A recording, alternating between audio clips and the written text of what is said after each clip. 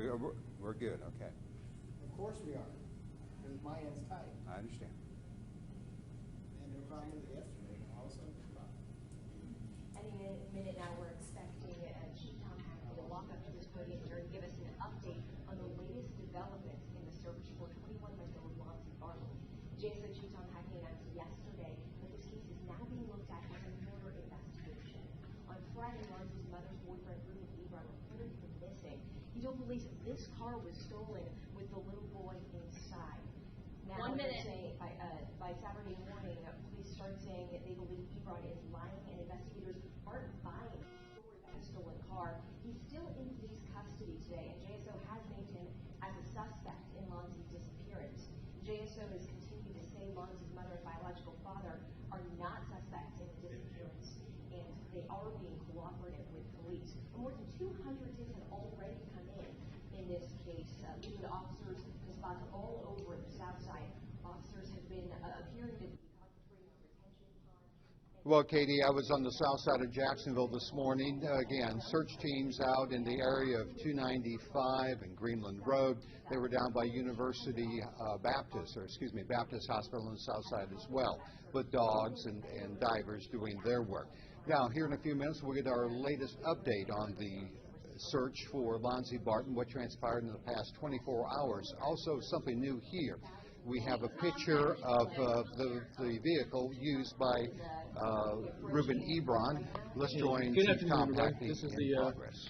the day 6 update for our search for 21-month-old Lonzie Barton. Yesterday and today, I am proud to be from Jacksonville. We reached out to this community, and they stepped up so amazingly large. This whole thing has truly broken my heart, but yet touched my heart when I see how this has come together. The support that this community has given to this child, to the Jacksonville Sheriff's Office, and the other officers from other agencies who have gotten out there and are searching, it's just amazing. We have received donations of water and snacks and bananas, and it just is nonstop. At our command post, it seems like a nonstop drop-off, and that is the support that these officers need to do this. That willingness to step up is just amazing. Into day 6, we continue strong with our belief that we will receive a resolution to this, but yet determined and frustrated. The same agencies that I mentioned yesterday kind of had an alphabet soup of different counties that are coming up. My phone is ringing off the hook with law enforcement agencies who want to come help and citizens who want to come help. For now, the law enforcement agencies that are coming in, the numbers keep going up. Yesterday, the FHP called, Highway Patrol. They sent a group this morning, have some from Georgia that'll be coming to help tomorrow. And as this progresses, so do the list of willing law enforcement agencies to help. We have searched over 2,500 acres, and some of those 2,500 acres we've searched more than once, we've searched more than twice, we've been into the third time. Environmental conditions change, physiological factors with Lonzie may change that cause us to want to look twice and 3 times at locations, and we'll do that. Over 40 bodies of water. I said if there's a puddle, we're in it. Well, we've been in 40 bodies of water counting. This is an intelligence-led investigation, and I'll take the intelligence from just about anywhere that I can. The frustrating part is the one person with the intelligence that I need still doesn't reach the level that I need it. We're moving a part of our operation from the south side up to the north side. And I'm still kind of developing the plan for where that location is and the location where we're going. But generally speaking, it's on the south end, it's the Trout River. On the east, with the 95 as the westernmost border out to the ocean and up to Nassau County. That's a huge area. That's half of what we consider to be our north end zone there. And we're still working to develop that. But I said we will go where the tips and information leads us, and that's where we're going. That doesn't mean we're done on our south side yet, because I will leave no stone unturned, and some of those stones have yet to be unturned on the south side. There's a whole bunch more stones to turn on the north side, and we're going that way. So that's actually starting today. We'll move into that tomorrow, and this operation keeps going. This is putting together a puzzle with law enforcement help, with the public help. What I'm needing from the public, and this is kind of where I just alluded to, that area on the north side, from our Thursday at around 7 p.m. till Friday morning at 2:20 when this 911 call was received, I'm looking for this car. And in that north side area that I identified, and it'll be through the PIO, but basically the Trout River, 95, Nassau County, and the ocean, if you have a surveillance system with your business or a surveillance system with your home, I need to find that car. If you would happen to help us out, review whatever surveillance system that you may have access to, find that car. That car is very distinctive. Luckily for the investigation, it's orange and it sticks out like a sore thumb. And it has a black hood, so that helps it stand out. Good thing about that is when you look at a nighttime surveillance, the contrast of the car and the hood, it really does. It stands out. Only during those times. That's a lot of information that I'm asking you to look for, and it takes detective efforts to find that information and come review it when somebody may find it.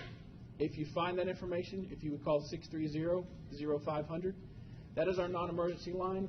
It doesn't get answered the same way that a 911 call answers, so if that number rings busy, don't quit, don't give up on us.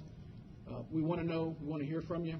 So please, only during those times, that late Thursday to Friday morning, 7 p.m. Thursday to 2 a.m. Friday, if you can see that car on your surveillance video from your business or home, give us a call. It's a lowrider type car. And I said I don't really want to overrun detectives with false leads, but intelligence is intelligence, and if you can help us out with that, that would be another place to do. I'm trying to fill in a timeline. Things like this will help me fill in that timeline. Yesterday we called in the FBI Behavioral Analysis Unit. These are the criminal profilers that you see on television. We're working with them, and they bring myriad resources to help us.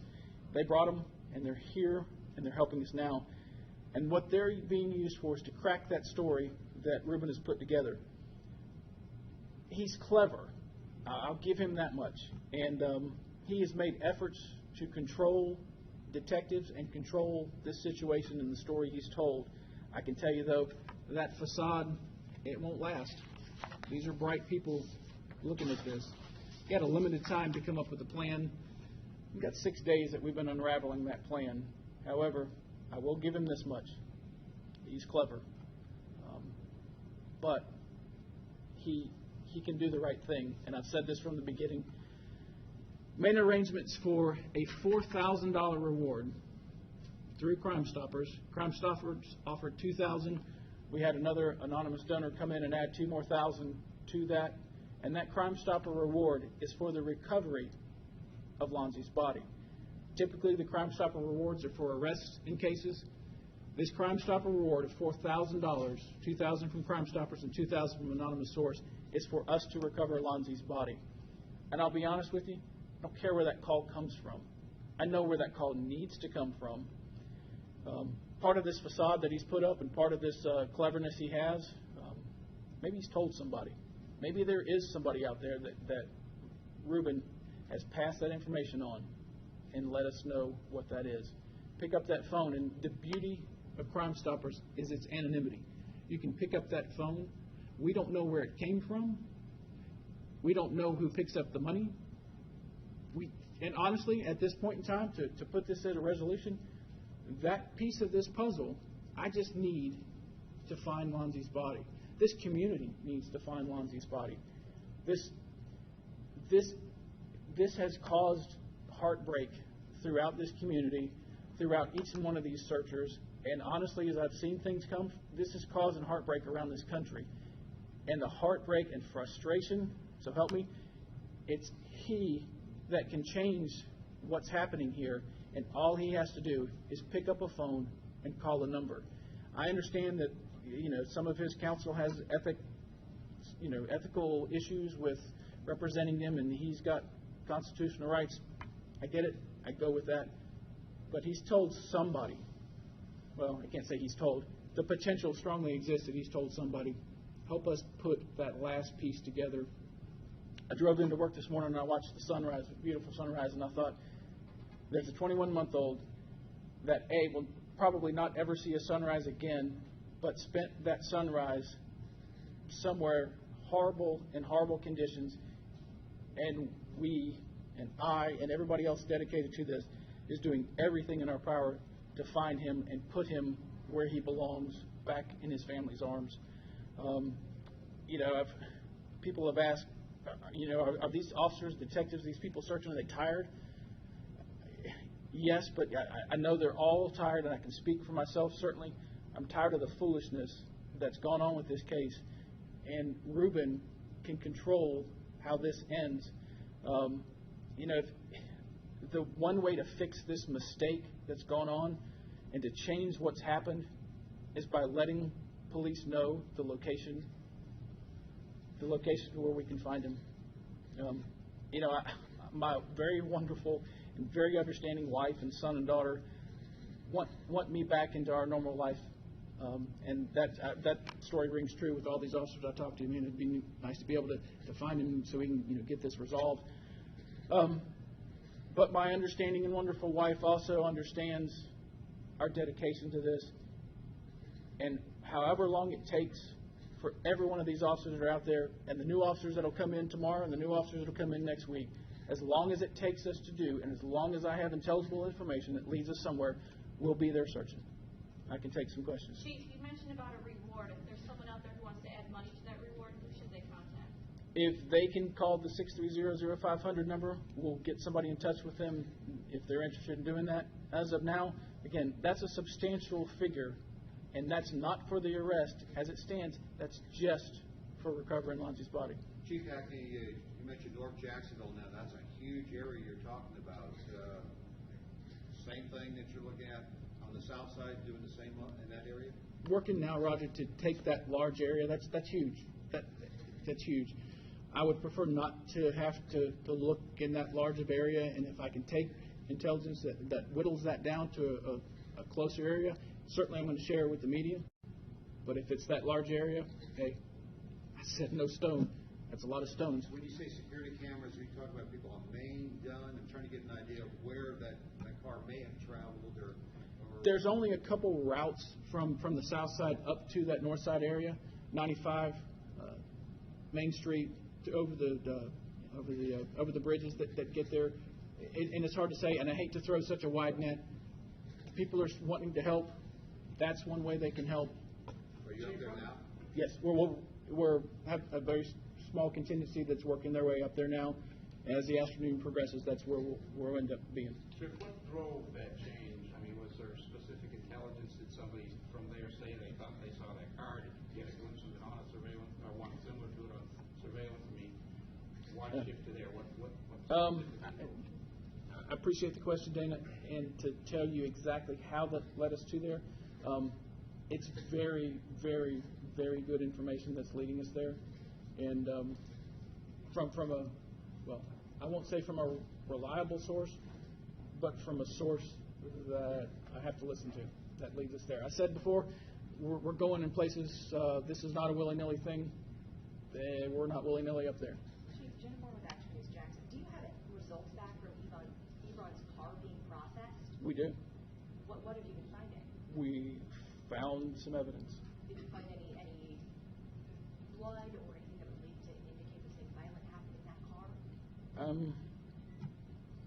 I said it before, and I don't say this to be standoffish or not provide the public with the answers that they I know so desperately want, but they're answers I know, and they're answers I can't tell you. And what we found in that car and some of the other things that we've discovered, just know, and I said it before, we're doing everything we can, and if there's something to process or something to do, we're doing it. Chief, you seem to indicate that the search is going to continue in the next week. You mentioned fresh faces, new people. Fresh faces, new people. I don't want to predict how long it will take. It's a huge area. It will continue until we don't have intelligence that leads us anymore, or we don't have somewhere to search. 6 days in, we're still at an Amber Alert. Talk to us about that process, how long that can go, and what's the process leading up to it staying in an Amber Alert? Right. Amber Alert's done, in conjunction with the FDLE. At the point that we have now, we have a pretty strong feeling what happened. But I can't say 100%. And until I can really have that 100% conversation with the folks from FDLE, I think it's prudent at this point now to keep that Amber Alert, because that small potential and small possibility exists of again, I said this before, there's a whole lot more questions than answers. I know how to get the answers. There's nowhere to get the answers. But until I know that, this wide umbrella that covers this whole thing just has to stay. I know that won't last forever. One positive thing, and I certainly don't want to abuse an Amber Alert system at all, it keeps this in the forefront, and it keeps that picture of him out. This community cares, and the news media cares. Y'all have been out there in the heat like we have, waiting to give the next little tidbit of information out there. I know for you it's more than just a story, and for the community as well. Going back to the beginning, who were the last people who actually saw Lonzie, other than Ruben, or other than his mother? I mean, if you could confirm some third party, who was that and when was that? We have a third party, Dana, who's done that, and we've painted a timeline and a picture of what occurred during a window of time. And of course, that's a reasonable answer, or a reasonable question. I have a reasonable answer to it that puts him alive, because that was my question. Puts him alive during a time frame around that time that he was dropped off. But to go more into it. I mean, during the time the mother was dropped off, during the time Lana was dropped off. You have a confirmation that's not from her or for him that somebody saw him live when she was dropped off. Around that time, but again. About that. Around that time, but again. Not 2 hours before, but an hour.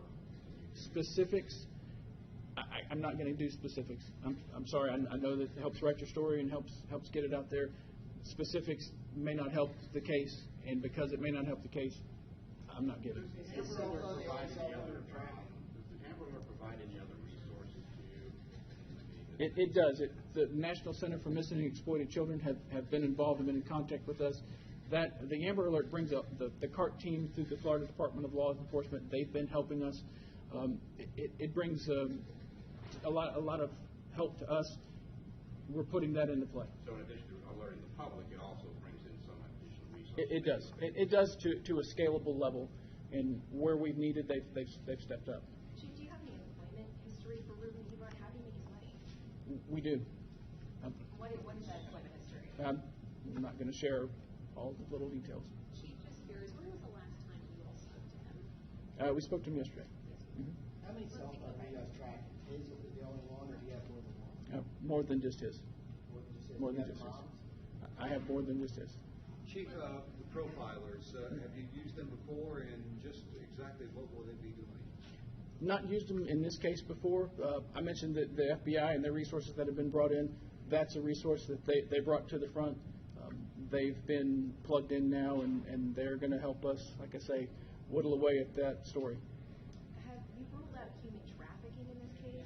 And if so, based on what evidence? Again, more questions and answers. And that's part of a reason that an Amber Alert would stay, because I can't rule that out. Do I and the rest of the investigative team think it leans away from that? Yeah, pretty strong. But again, without answers. Chief, I want to piggyback off of what he said about the cell phone. Obviously, they generate a lot of activity. Has cell phone pinging played a role in what's leading you around? Did it play any role in moving to the north side by any chance? It has been very instrumental in part of, not all of, but part of that intelligence that's led us around. Won't give out all the secrets, but that's part of what it is. Right, WJCP. I know that you, during the Lonzie search, not to get too off topic, but you recovered 2 other bodies. How common is that? And does that have to do with the environment we're looking at with all the water? And, is there any insight into what that might be? The insight is a couple hundred people looking in places, and that when we have these missing person cases, and we do exhaustive searches. Some of those are at a different level and different scale than this, and it's not because one case is less important than the other, or a missing person case is less important than that. We've basically searched 2,500 acres worth of property and came across these 2, and one in a body of water that we would have had no idea to even look. So, but again, those questions I can answer later. Focus now. Job 1 is Lonzie and his recovery. If you say on the north side, that related to the north side, was that something that somebody said, I've seen him there in the past, or is it something that is more immediate? I mean,